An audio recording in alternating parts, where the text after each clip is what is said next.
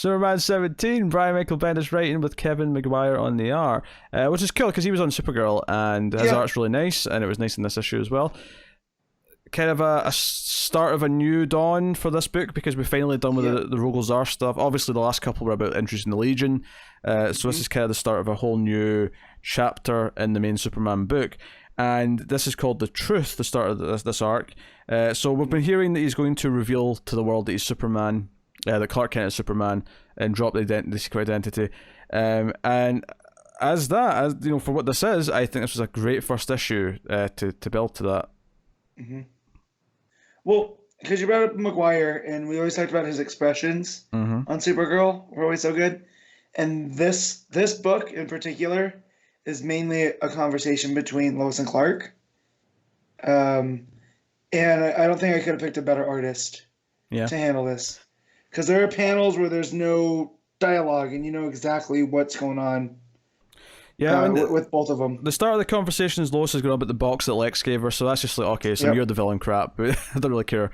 But, you know, it's, you know, he's checking to see if anything is wrong, and she's like, oh, nothing, and she's kind of freaking out. But, you know, again, like you say, great expression work. He's like, because I love the moment where he says, come fly with me. And she's like, no, I have to. And it's just the close-up panels of the eyes, and he just kind of looks at her like, please.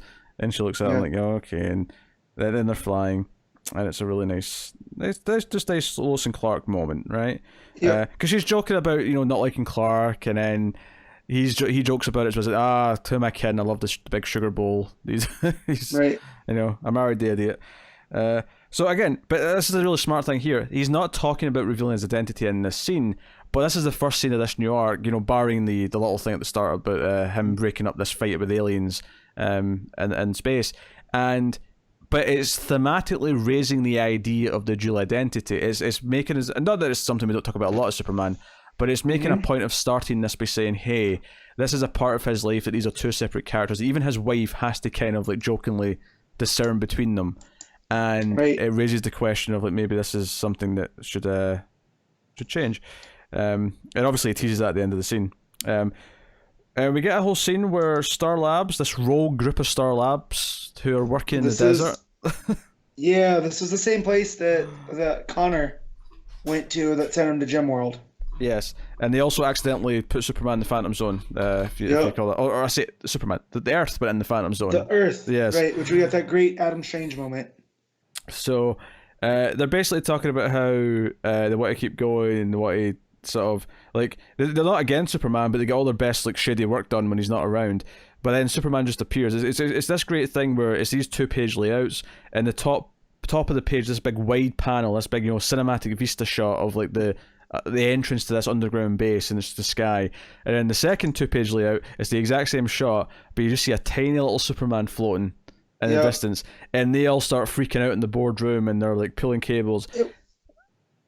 And then the boardroom's gone in the next page. Yeah, because the third page is it's the same shot. Superman's a little bit closer, but it's just all the employees are coming out. Like, they're all willingly coming out. And one of the things that the leader says is that he didn't even have to do anything. He didn't even have to snap his fingers. As soon as he showed up, everyone just surrendered and said, "Yeah, sorry, Superman, you've got us."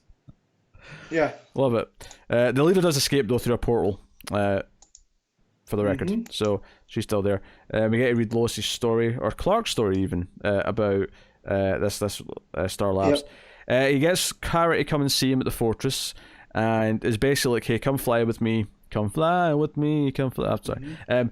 And they fly off, and she's cracking jokes about him having a fortress, and they go and see Zod on New Krypton, and Zod's got kind of a farmer look going for him here. I don't know, I was getting Farmer Zod, like building his new Krypton with his wife and kids. Kind of, but also a bit of a revolutionary still. Sure, I can see that, yeah. I see that. But it's kind of, you know, amicable, and Zod, I love the moment where Kara's like, look, I appreciate what you're trying to do here, you're trying to continue Krypton, but you've spent most of your adult life trying to kill me, so I'm not going to trust you. And I love this little sort of sequence here of 4 panels as Zod kind of looks at his nails and then has this big grin and then just sort of smiles and nods at her in this kind of knowing way. I really like it. Gets so much personality across without ever saying a word.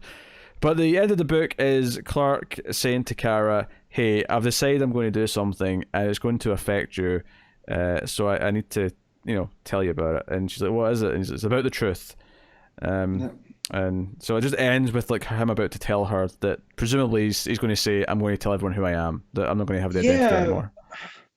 And when you think about it, who this impacts, from Lois to John to Kara, the staff of the Daily Planet, like, this is a big deal, and I'm glad that Bendis is treating it like that.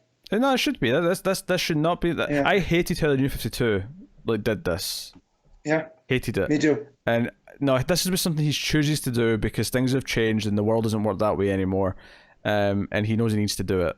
And him going to Kara, which I did not necessarily expect. But I like that he did go to her and say, hey, I'm going to do this. Because presumably, once his identity's out in the world, people are going to be like talking to her and be like, hey, we know you're related to Clark Kent. Like, who are you then? Like, because I don't think that, kayfabe, Kara is Clark Kent's cousin. I don't think they've established that. So no.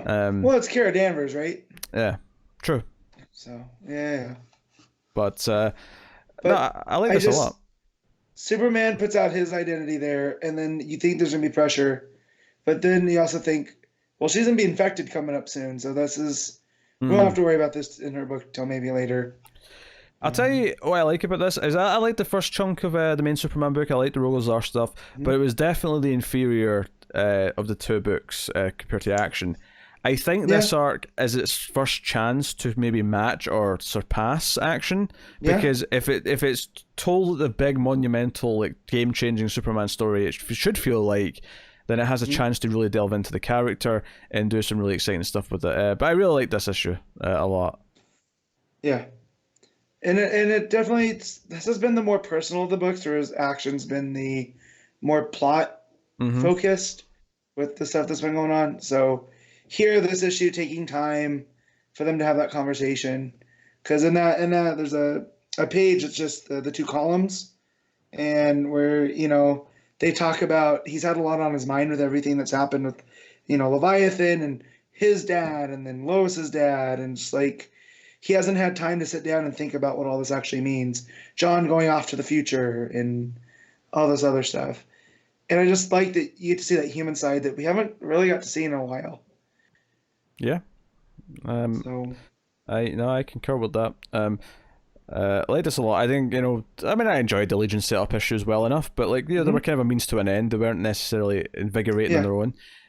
I think this felt like one of my favorite issues of this book in a while. So I am pleased to be on a new path. So like I say, Maguire's art is beautiful. It's perfect. I imagine he's probably, maybe he's doing the whole arc. I don't know. Maybe that's why he's off Supergirl, because he's nabbed him for Superman. He's like, you know what, that Maguire's guy's quite good. I'm going to take him. Yeah.